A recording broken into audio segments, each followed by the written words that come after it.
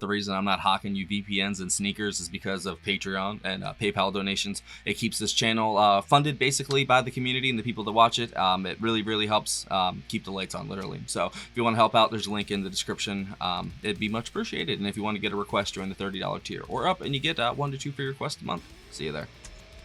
Well, if you're watching day of premiere, it is the 44th anniversary of John Lennon. I can't really say in the first few minutes, but you already know, from him being taken away from us. But we did a song for John, a video at least. We did 2 songs, and now we're going to do a song that was written about John and what happened. So, hi guys, welcome to Lee Reacts. I hope everyone's having a good day. I know I am. I'm not going to lie. That last video kind of put me in a contemplative mood, you know, but it's a good one. It's always good to reflect on things. We're going to be listening to a track called Hey Hey Johnny, Empty Garden, I believe. Oh, Empty Garden, Hey Hey Johnny, backwards, my bad. I'm sorry.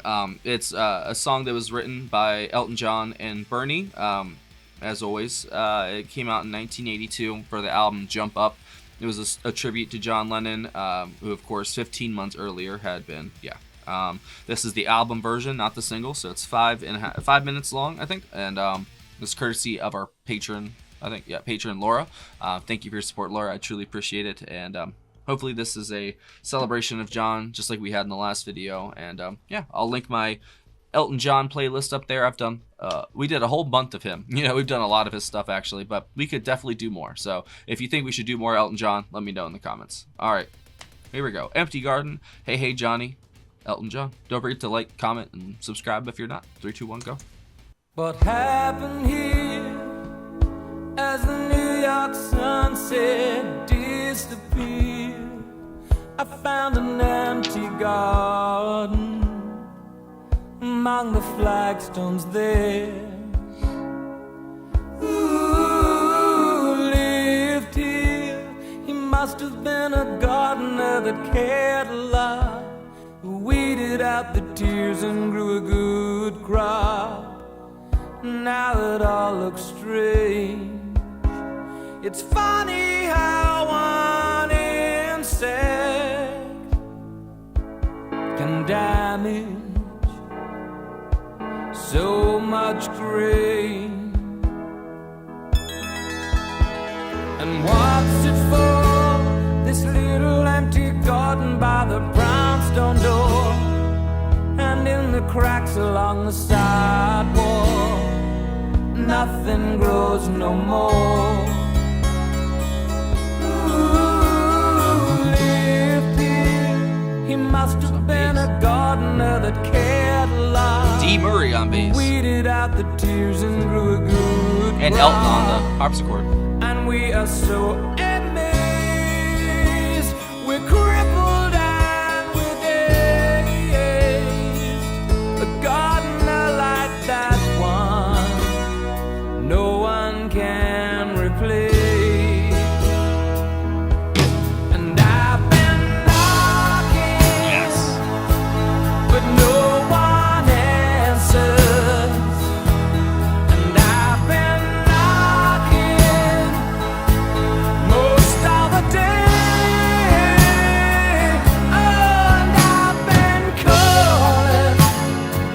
Oh, hey, hey, Johnny, can't you come out to play?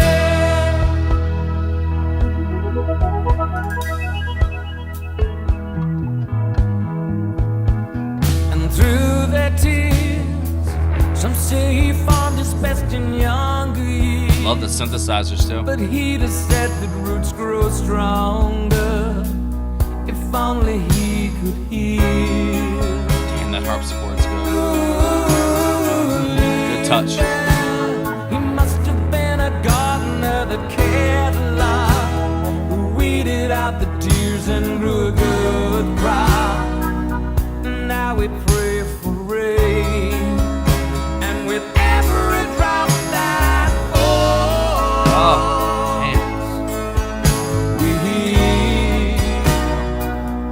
we hear your name. And I've been knocking, but no one answers.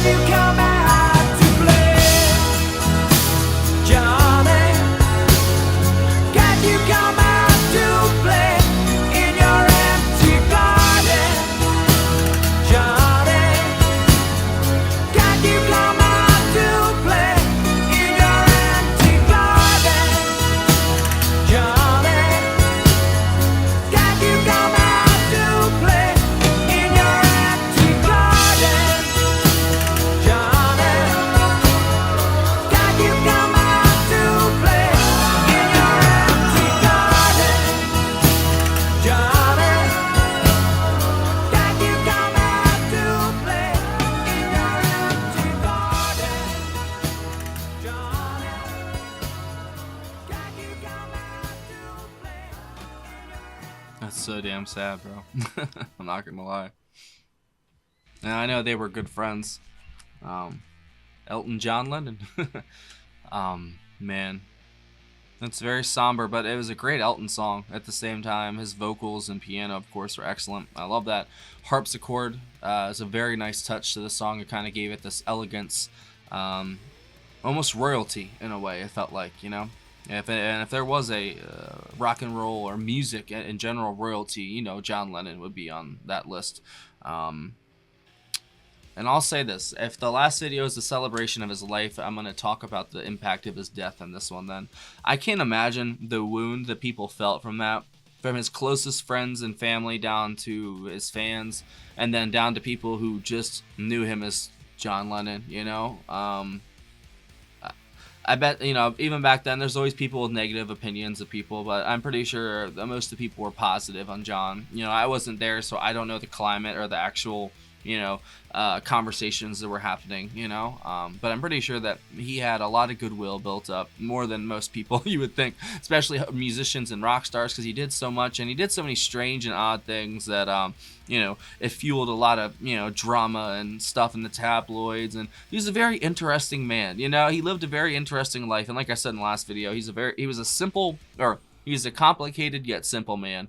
And I am too, so that's how I know that he was. I can just tell by his writing. And he always called out for help in his writing. You can tell, and it's so sad that from his Beatles stuff all the way up to some of his later releases, there's a lot of nobody told or nobody, or a lot of you know, people just him crying out for assistance and not even knowing really who to ask. So he's just asking the world in a way. But in that, with him doing that, he helped so many people. Probably he helped so many things with his art and his life, and even his death. Like I said, such a huge wound to start the 80s right there, basically. You know, you lose one of the world's almost probably thought leaders of the day, you know.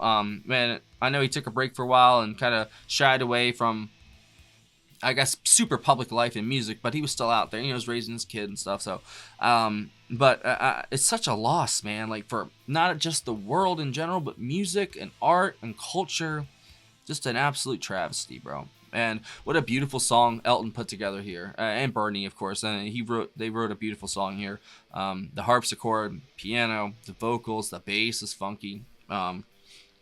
It was Jeff Porcaro on drums and the Lynn drum, D. Murray on bass, Richie Zito on acoustic guitar, James Newton Howard on synthesizers, okay. And then Elton John on the Yamaha CP70 electric grand piano, the harpsichord, and vocals. Man, it all blended together well. The chorus was haunting. The lyrics, like just in general, were very, very good, as always with Elton John tracks. Bernie can do no wrong, man. He can write like a genius, and it all just fit, man, and it felt like a tribute to John, but also mourning the loss of a great man, you know? And a great man, like I said, like in the last video, a great man with flaws. Because every great man, every great woman, they all have flaws. Just like every bad woman or bad man, in a way, if you want to look at it, whatever your perspective is, you know, they all probably had redeeming qualities in a way, you know, like nobody's totally good and nobody's totally bad. That's just impossible, you know, it's just not how it works.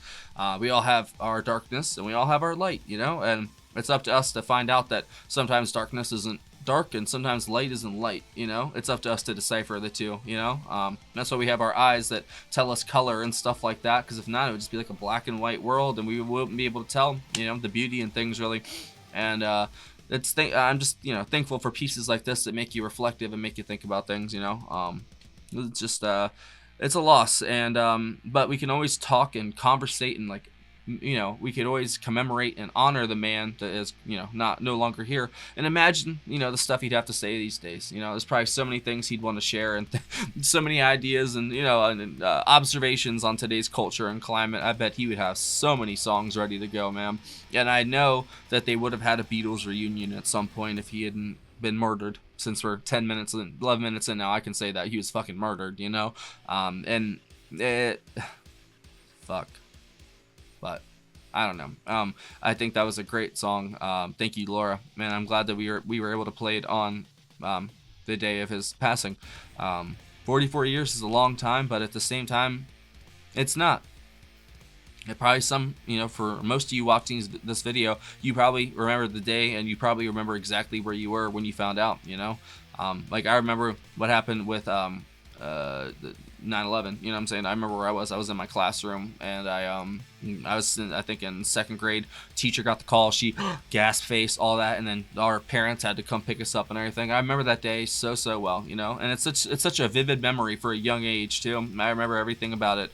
And it's crazy what a terrible tragedy, what tragedy does. It leaves a wound in your psyche and your memory, and that wound, it heals over time, but sometimes it gets infected, and you get bad thoughts and bad juju basically from these memories and this trauma that you have. And John had a lot of trauma too, and at least he did something with it. A lot of us destroy ourselves and destroy others with our trauma, and it's up to us to heal ourselves in a way, and sometimes you find healing in other people, sometimes you find healing in religion, spirituality, whatever you may find it in, music, but it's all up to the person, and everyone's different, and everyone heals differently, and I bet everyone had to heal for a very long time with this loss, and I miss him.